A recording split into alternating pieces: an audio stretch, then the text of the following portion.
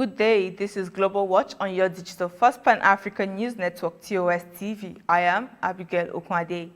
The Italian government has blocked the export of an Oxford AstraZeneca vaccine shipment to Australia. The decision affects 250,000 doses of the vaccine produced at an AstraZeneca vaccine in Italy. Italy is the first European country to use the bloc's new regulations, allowing exports to be stopped if the company providing the vaccines has failed to meet its obligations to the EU. In a statement on Tuesday, Italian Foreign Ministry explained the move, saying it had received the request for authorization on 24 February. It explained the move by saying that Australia was not on a list of vulnerable countries and that there was a permanent shortage of vaccines in the EU and Italy, and that the number of doses was high compared with the amounts given to Italy and to the EU as a whole. Australia began its vaccination program last week using the Pfizer-BioNTech vaccine. It was due to start inoculations with the AstraZeneca jab on Friday.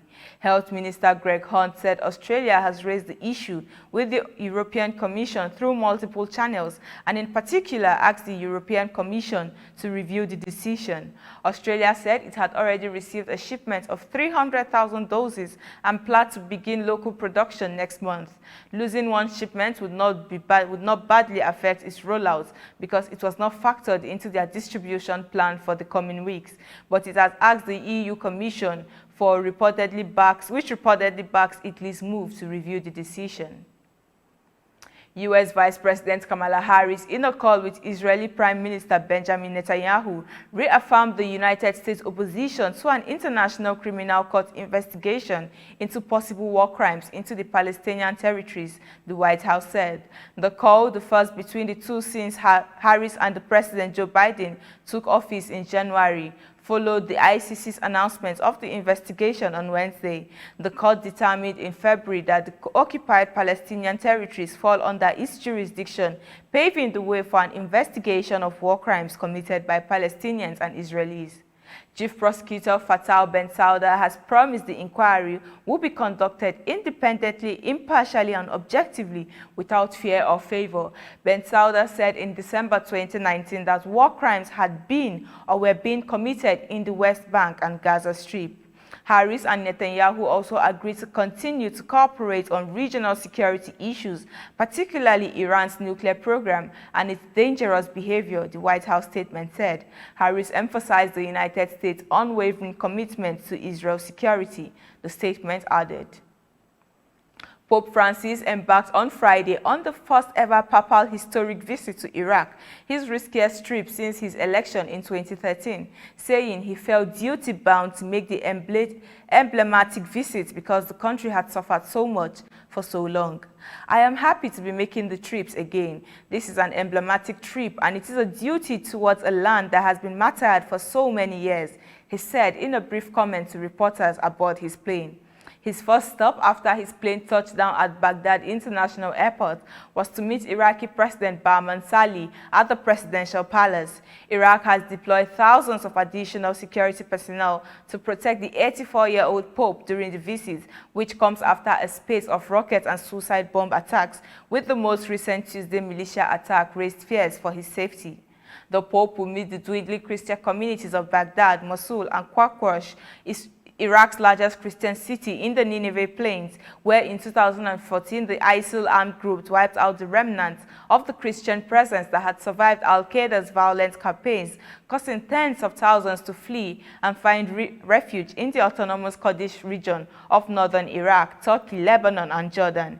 In Erbil, the Pope will meet the Kurdish authorities and some of the 150,000 Christian refugees from the central Iraq that have found shelter there.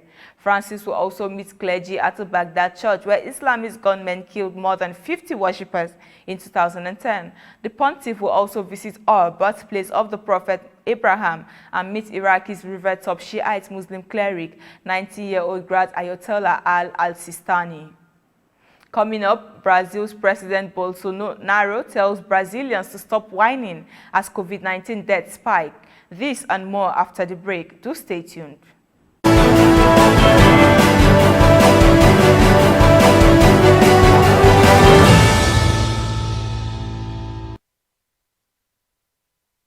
Welcome back. President Jair Bolsonaro has told Brazilians to stop whining about COVID-19 as he criticized measures to curb the virus despite a surge in cases and deaths.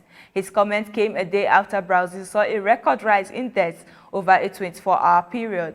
Brazil's health ministry says more than 260,000 people have died with COVID-19, the second highest pandemic death toll in the world after the United States. On Thursday, another 1,699 deaths were added to that tally, a slight decrease on Wednesday's record of 1,910. Meanwhile, a further 75,102 cases of coronavirus were reported, the second highest daily rise on record. Yet on Thursday, Bolsonaro continued to downplay the threat posed by the virus. "Stop whining. How long are you going to keep crying about it?" Bolsonaro said at an event. "How much longer will you stay at home and close everything? No one can stand it anymore. We regret the death again, but we need a solution," he said. President Bolsonaro has consistently opposed quarantine measures introduced by governors, arguing that the collateral damage to the economy will be worse than the effects of the virus itself. Concerned about the strain on hospitals, mayors and state governors have taken matters into their own hands in recent days. The measures after Sao Paulo state, Brazil's largest, with 46 million people, declared a code red situation, ordering non-essential businesses closed for 2 weeks, starting on Saturday. Frustrated state governors announced on Tuesday that they will join forces to buy vaccines directly from manufacturers rather than wait for the federal government to deliver them. And in China, top lawmaking body has unveiled plans to ensure only patriots can govern Hong Kong as Beijing tightens its grip on the city with changes to the electoral system. Premier Li, addressing the National People's Congress, warned the world not to interfere. The move follows the imposition of a tough security law.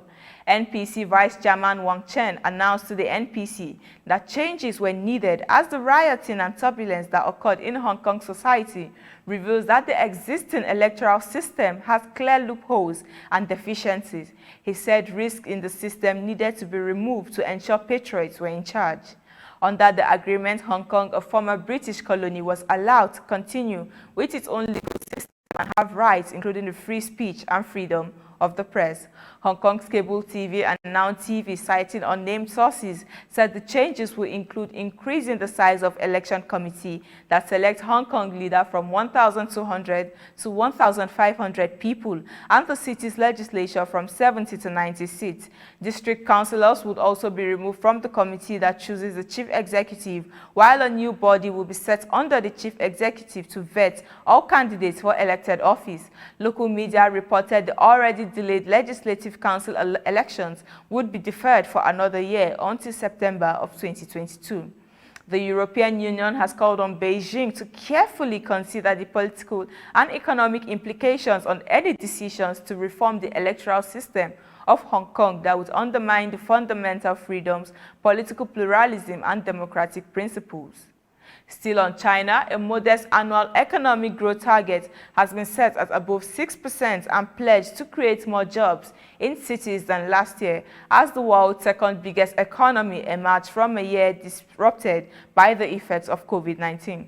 Premier Li said in his 2021 work report delivered at the opening of this year's NPC Congress that as a general target, China's national rate has been set at over 6% for this year.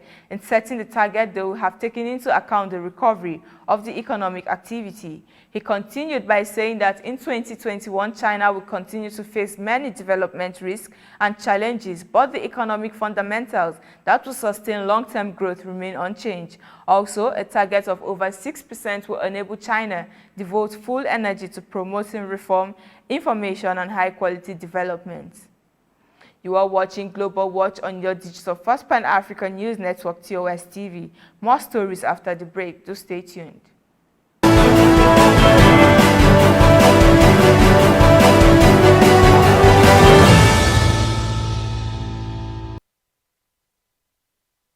Welcome back.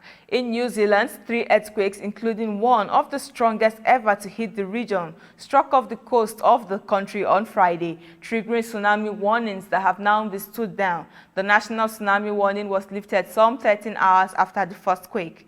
Thousands were evacuated for some coastal areas of the North Island after the third 8.1 magnitude quake struck. There were reports of traffic gridlock as people tried to reach higher ground. New Zealand Civil Defense Department advised people to walk or cycle to avoid getting caught in traffic. While earlier tsunami warnings had been called off, the third quake prompted the National Emergency Management Agency to send out a new alert, and tsunami sirens sounded in some areas. Some wave surges hit parts of the coast, but by Friday afternoon, authorities said the largest wave had passed. Residents were told they could return home but were warned to stay off beaches.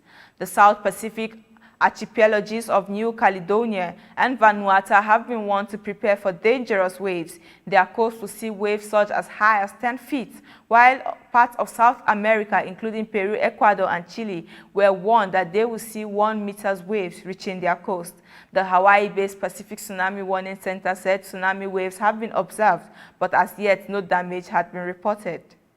Now, developments on the United States Capitol breach have it that the FBI has arrested a former State Department aide from former Donald Trump administration in connection with the January 6 storming of the United States Capitol. Federico Klein was charged with unlawful entry, violent and disorderly conduct, and obstructing Congress and law enforcement. He is the first member of the Trump administration to be implicated in the storming of the Capitol by supporters of the former president in an attempt to overturn the election results of November presidential election that was disputed by Donald Trump.